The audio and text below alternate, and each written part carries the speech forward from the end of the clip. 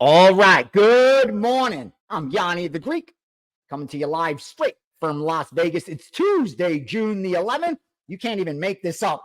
As record was hit, thank you. I get a move from one of my MMA originators for Saturday's UFC card. So I'm going to share that to you live, and then we'll get to Bet with Ace. It's at 9:20 here on the West Coast, about 12:20 on the East Coast. So you can check your line screen and see whether this move got respect or not. Now, I was asked to bet this off screen to not affect the market, so we're able to get more down, but we'll see how the market reacts to this move. I'll share it right now. I don't think my guy will mind, and it is on Garrett Armfield. Garrett Armfield. We laid minus 175. We laid minus 180. We're comfortable at 185 on Garrett Armfield. Garrett Armfield. We just got down on him now. Haven't released him as a premium play because I don't blindly piggyback my MMA guys. Since I have my own opinion, out of respect, if I don't lean that way already, I'm not going to use their work. I'm going to respect it. I will share it when I could, like if we're here live, and piggyback it for myself, but I'm not going to use it for subscribers and act like it's my own proprietary work. That's why I like to get my MMA work out of the way, put my leans to the sides and totals. And as plays come in, if we agree, I just know to bet more. If we disagree, I have the decision to make. So that's how I do it with MMA. And the Armfield, I didn't have an opinion yet either way. That's why subscribers did not receive him this morning, but they did receive 3 other MMA plays in the UFC. All 3 of them are 4% plays, which only means 1% of bankroll, 0.25. Remember, and why do I bring that up? Perfect timing, because we are losing right now. I tell you when I win, and I tell you when I lose. I haven't just started today. I didn't start yesterday. I didn't start last week or last month. I've been betting a very long time. In fact, I've documented the last 9 years of every play I've released. And you will notice that during those years, I've won 8 of 9 of those. We had to endure and overcome plenty of losing. Until you're able to handle losing, you can never be a winning sports bettor, just because it's a mathematical certainty that you will lose. That's just the facts. There's no way to avoid it unless you're only going to place one bet. You win it and never bet again. But if you're planning on betting daily and not just do it for a week, but actually do it for a long time like I have, or like many of you have, then you have to know that there's going to be those losing streaks. There's going to be that run of bad luck. And that's when you're most tested. That's when you find out if you're built for this, if you do have a trader's mindset. Because if you're built for this, you've managed your risk correctly. You know the sun's going to come up whether you won or lost last night, and you're going to rinse and repeat and approach it the same way. That's exactly what I urge all my subscribers to do. I've been up, I've been down throughout the course of a year many times.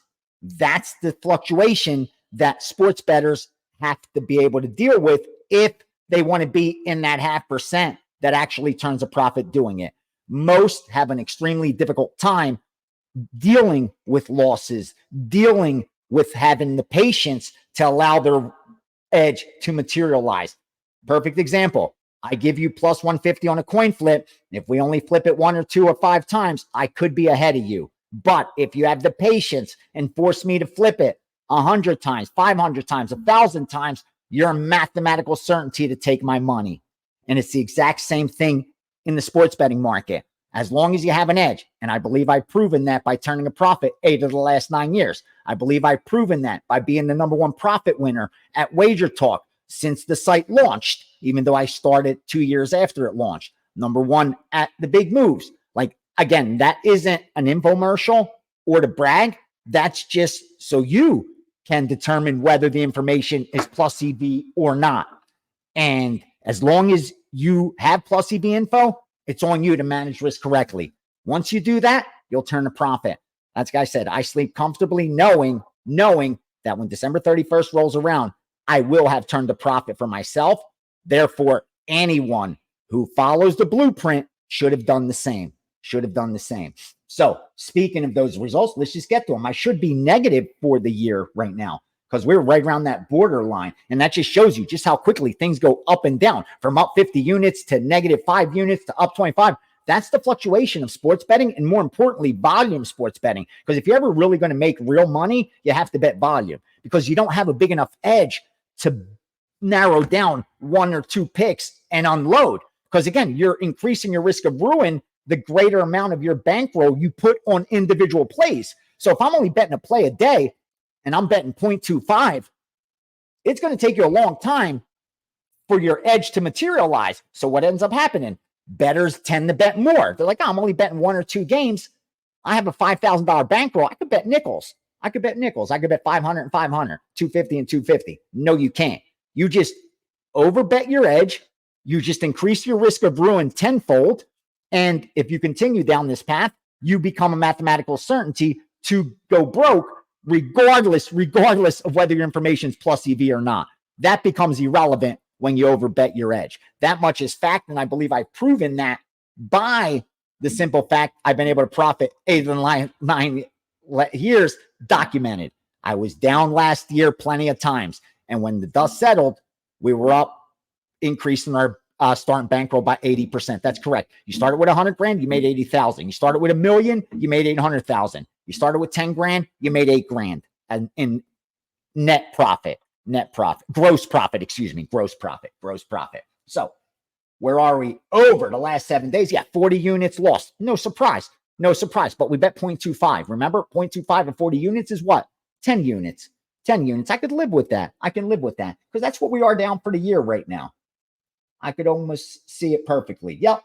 And we're at an even ROI. Again, we're sitting right there. Again, it's just the negative fluctuation that you have to deal with throughout the year. Because when I take a look at the last 365, where are we sitting? Still right there at the top spot. Always number 1, always number 2, or always number 3. Why? Because I manage my risk correctly. And that's why over 3,000 plus bets, I still have a 1.5% ROI. A day, a week, a month is never going to destroy you if you manage your risk correctly.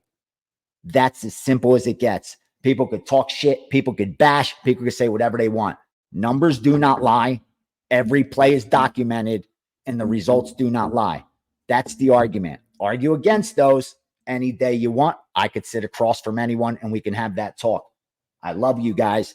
And that's why I don't want to see you going down a path where it's just not going to be profitable for you. And if you mismanage risk, nobody can help you turn a profit. That's just the facts. Now, let's get to some action so I could answer some questions, because I did give out some WNBA. Let me share 2 sides with you right now. Premium plays both of them. I laid the 6.5 on Atlanta. I laid the 10 on Seattle. So that's Atlanta minus 6.5, Seattle minus the 10. I laid some juice to get that 2 minus 10. One of those key numbers we like to look at, where you should be paying minus 121, minus 122, only playing minus 120. In a lot of those instances, that's when we'll buy the 0.5 point, when we're getting a better number than we're paying for. Now, let's get to some Major League Baseball. Let me see what I'm going to give you guys today, because I haven't released premiums yet. Still working on the card. But I know I have some good action for you, because we're already moving. Let me pick one for you. Let's go White Sox. Chicago White Sox, game 957. That's right, 957. Chicago White Sox. Why? Because we bet them at plus 180, 85, 90, 200. I took them at plus 1.5, laid some juice to get it. Took them at plus 180 in the first 5. Took them at plus 0.5 and laid some juice to get that 0.5 run. So we bet the White Sox 4 different ways today. Bet them on the money line, bet them on the run line for the game, bet them on the money line, bet them on the run line for the first 5. That's the way the betting syndicates get down on MLB. I explain that a lot of times. Why? Because the limits are low. We end up doing the same things with college basketball, where we're forced to get creative. That's where we even use round robin parlays. I talked about negative EV, parlays being negative EV, and yet the betting syndicates know that, but they're forced to take the worst of it on the parlay side of it to get the best of it with their plays and get more money down. That's the disconnect and the juggling act you have to deal with when you're doing this for profit. And these guys, like myself, we don't bet teams, we bet numbers. We could care less about the teams. about the fans, about whether they're going to win or lose. The only thing we care about is that price efficient or inefficient. Can I take advantage of the price? So I gave you the White Sox, and let me give you one more. Why not? You guys are giving me nothing but love down in that comment section. And please, please, please, that's all I ask. Just go down, smash that like button for me. As if I continue to see the engagement increase and not decrease, I will continue to do this. If not, honestly, especially when football comes, because I do have the Steam Room. And with the Steam Room, every Sunday, we're locked in and go over every game. And I'm probably going to do it for college football and maybe even earlier during the week, add one in there to go over the money management rules. I'm already talking to my subscribers each and every day. So each and every week. And when football comes, I'll try to do it multiple times a week. But I'm trying to do this for the guys who just may not be funded to pay for winning information, to pay for a source that's plus EV, and are just getting into sports betting or just starting to build their bankroll. And I want to help you build that foundation and do it the right way and not learn from the 99.5% of losing bettors that continue to pump out nonsense content. I'm trying to help put you in a position to when you are properly funded, you're able to profit and increase your bankroll and your return on investment if your goal is to make money betting sports and not for entertainment. So take the White Sox if you want to piggyback the sharp side, and take the Boston Red Sox plus 150 as well. 140, you're good to 143, right around there. Just don't go below the plus 140 range. And let me give you some baseball that I trade with. You guys know that I trade with different traders as well. I share the stuff that my group moves. They share the stuff that their group moves. We're able to confirm when they match, and we're able to see that there's resistance when the groups disagree. I'll give you 4 of them today. I can't believe I'm giving you 4 of them. So I'm going to come back tomorrow. I promise. I'm going to check to see, did the views go up? Did the likes go up? Did the engagement go up? And the only way that's going to happen is if you guys really give me some support and share, because I'm giving you some other people's work. This isn't mine. This is someone else's proprietary work that gave me the green light to share it on this video to help build my base. So you guys give me the support, you get the gold. 1966 Cincinnati minus 115 first 5. Cincinnati money line for the full game. 957. They also took the White Sox plus 1.5 on the money line. They laid 105 and 110 to do so. They also took San Francisco minus 110, minus 115. And finally, one that I piggybacked on immediately because I leaned that same way and I wanted to get it before it got to that key number of 7. 963 under 7.5. 963 under 7.5. Cubs, Tampa Bay. So there you go. You got you got WNBA gold, 2 sides, Atlanta and Seattle. You got perfect timing with the arm field bet in MMA. And then you got the White Sox 4 different ways, the Red Sox on the money line, and extra gold from my boys. So trying to treat you well, win or lose, I'm going to come face you every single day. And I'm confident when December 31st rolls around, you're going to be seeing the streamers in the background, the fireworks going off, the celebrations like last December 31st. All right. Let's go. In baseball, I heard you mention a few times about using the Pythagorean Theorem to confirm some plays. Care to explain a little bit about what that's all about? Yes. Pythagorean used in sports betting, the way I use it is this. It's one of the best predictors of future performance because it shows how many games this team should have won against an average team on a neutral field. Okay? Based on runs scored and runs allowed. And there's no cleaner way, because that's how you win games, by the amounts of runs you scored compared to the amount of runs you allow. So what we do is we notice which teams, based on the runs scored and runs allowed data, won more games than they should have, lost more games than they should have. Then we can conclude these teams either are a product of good luck or a product of bad luck. What do we know? In the short term, that can happen. In the long term, we tend to revert to the mean. In fact, math dictates we revert to the mean. So what do we expect? When a team's getting extremely lucky, we expect that luck to even out. So we look for spots to fade that team. When a team's been unlucky and should have won a lot more games than their record indicates, then we know they're a lot better than the record reflects. So we're going to look for spots to back that team. We're not going to blindly bet them because the long term takes time. We're not guaranteed it's going to happen, the reversion to the mean, overnight. But we know it's coming. We know when the dust settles, it will have happened. So what do? We get out ahead of it. We get out ahead of it by looking for spots to follow or fade these teams. Because remember, if you're looking at current data, you already lost the game. That's why I cringe when I see guys nonstop wasting time breaking down analysis and just repeating data and stats that aren't proprietary, aren't predictive, and are in the past, because it's already been priced in. The past and the current is priced into the market. The future's not priced in yet. That's where we're trying to get out ahead of the market. That's the difference between being a winning sports bettor and a losing sports bettor, and looking for inefficient numbers or predicting outcomes. If you're trying to predict outcomes to make money betting sports, dude, don't even try that. That's not going to happen. That's not going to happen. It's just not going to be a profitable way to do it. So that's the Pythagorean as far as wins and losses go. Now, Neil, that was my pleasure, brother. Thank you. Now, Jimmy Underwood, must tell stories. I love it. Dude, I've got so many. In fact, because of that one, I thought like of 10 other stories. I've even been writing things down to remind me. And I swear I have to downplay them a little bit because the truth sounds like an exaggeration. More times than not, fact is crazy. I mean, fiction is, or was it? Truth is crazier than fiction. One of those. English is my second language, so don't hold it against me. But one of those where, the fiction is crazier than the truth, or the truth's crazy. I don't know. You guys know what I'm getting at. But there's some crazy shit that's happened in my life. Believe me when I tell you. A very unconventional life that I've lived.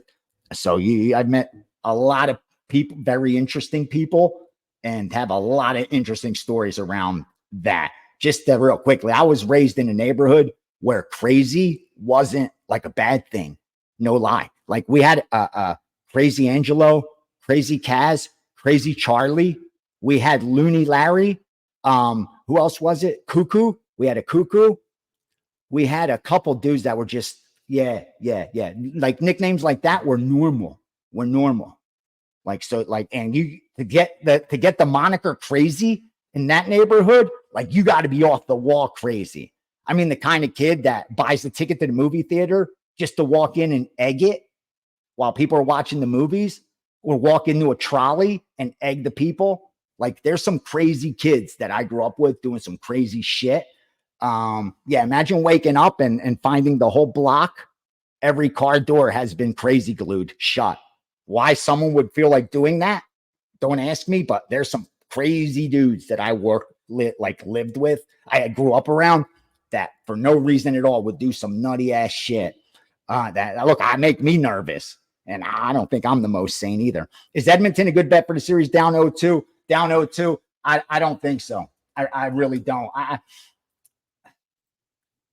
just don't think they're capable of winning for the next 5 games, right?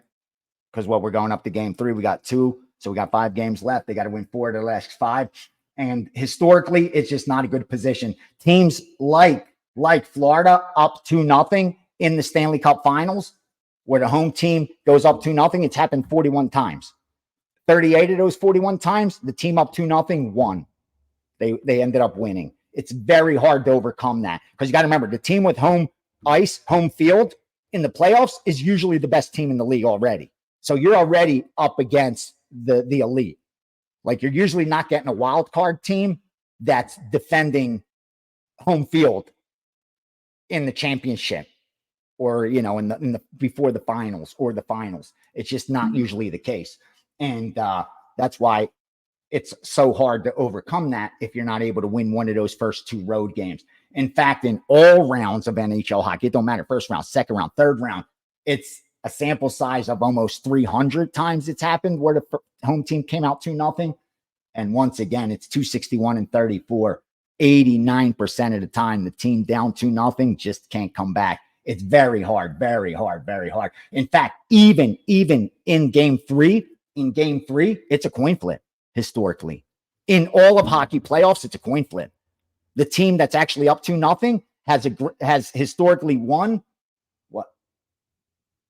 like 5 more games than the team down 2-0. So even in game 3, I wouldn't blindly bet Edmonton as if now they're locked to come back.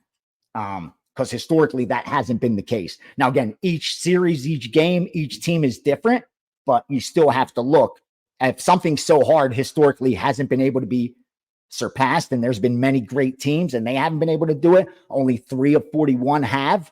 Then you know it's not an easy thing to ask. Next up, what is more profitable, NFL or college football season win totals? It depends.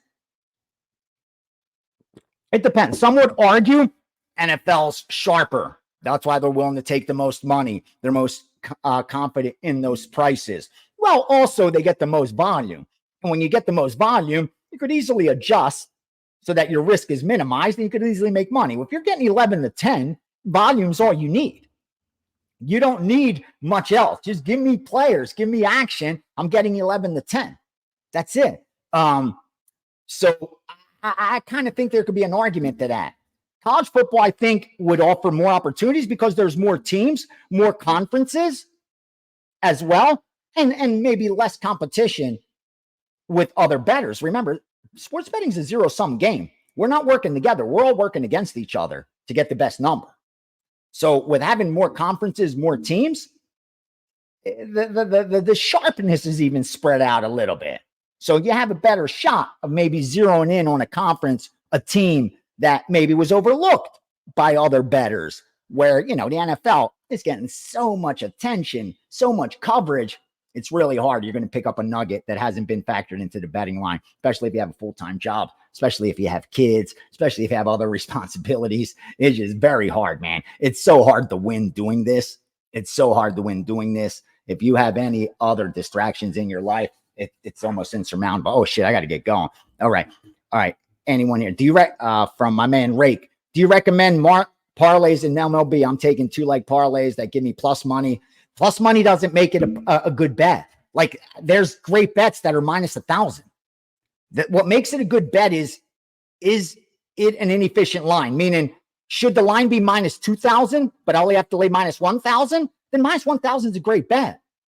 Just because I'm getting plus money doesn't make it a good bet. So tying up 2 big favorites to make them plus money doesn't now make them a good bet. Unless individually they were good bets. And if individually they were good bets, then why parlay them? Because the outcome of the one game has no effect on the outcome of another. It's not correlated. There's no correlation to those outcomes.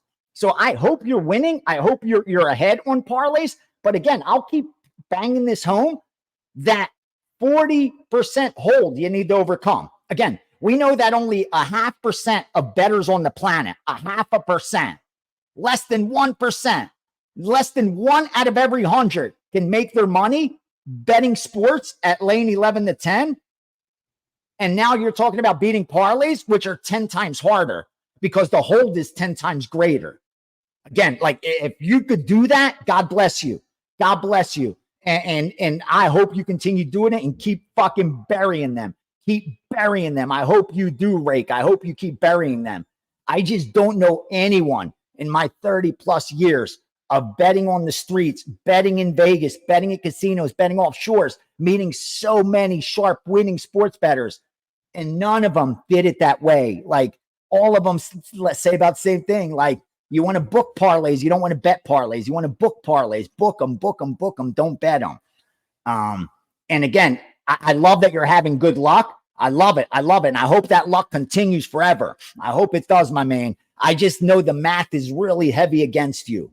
It's heavy against us. It's already heavy against us on regular straight bets, but on those parlays, it's really against us. Yeah, someone else asking about, do I recommend the parlays? No, man. Again, I cannot. That's why I won't do I won't take the money from offshore books. Okay. I have combined with Instagram and Twitter, I have over 60,000 followers. Okay. That warrants people reaching out and asking if I will do videos for them, if I will promote their products, especially you get the check marks. Okay. I have to turn them down as soon as when I ask what the job entails and they say promoting this, promoting that. And in the like words is those parlays, same game parlays, this parlay. Dude, I can't do it. I can't urge people to make negative EV bets that I know are factually bad bets. I can't do it. I can't do it. I know you're telling me to do it, tell them because they're having fun and it's for entertainment, but I know they're putting their hard-earned money, dude. Money doesn't come easy and it's only getting harder. The inflation's not going to get better. I'm telling you that now. Shit's going to get worse. If you think things are expensive right now, hit me up in 6 months and tell me how expensive shit is then. Shit's not getting better. It's going to get worse. It's going to get worse. I promise you that.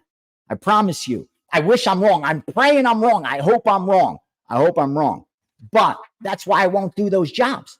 It's an easy money for me to do a 5-second pick video. I'm giving out 30 picks anyway. To get one of them, wrap them in a video and have them send me a check every month. Why would I say no to that? Why? Because I can't do it, dude. I'm not going to tell you to make bad bets so they could send me $100. I'm good. I'm safe. I don't need that shit in my life. I'm good. I don't need that karma. I don't need that guilt. I'm safe. Anyone that accepts it, you got to do what you got to do, dude. I've done shady shit in my life. Believe me. We all got to do what we got to do. So none of our hands are clean. We all got dirt. But you got to reach a time in your life where you got to have some self-reflection, where you got to take accountability, where you got to say, dude, I've lived, like, be a man, be a woman, and do the right thing. So right or wrong, I just can't do it, man, because I don't believe it. Now, if someone proves me wrong, that's different. But I just know in my heart of hearts, they're not good bets. They're losing bets. Every bookie I know has made the most money from parlay bettors. That's just factual. So how am I going to tell guys to go out there and make those bets? Can't do it. Sorry, I went too long on this because you guys get me emotional because I care about you. So I go about rants. You don't get emotional about shit you don't care about. You get emotional about shit you do care about. And I do care about the people that give me their support and are trying to learn the right way. I do care that I share as much knowledge and experience as I can so they avoid the pitfalls that I fell into and so that they have the opportunity to do it the right way. Do it the right way. God bless you. Have a great day. I'll be back tomorrow with some more damage.